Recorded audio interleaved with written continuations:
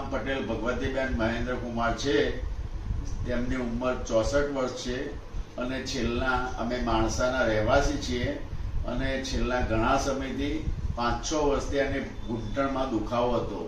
અમે અહીંયા Ahmedabad, વાડદ, Akhbarnagar, Maruti hospital doctor Viral પટેલના ત્યાં બતાવ્યા પછી ડૉક્ટરે સજેશન કર્યું કે ઓપરેશન કરવું પડશે.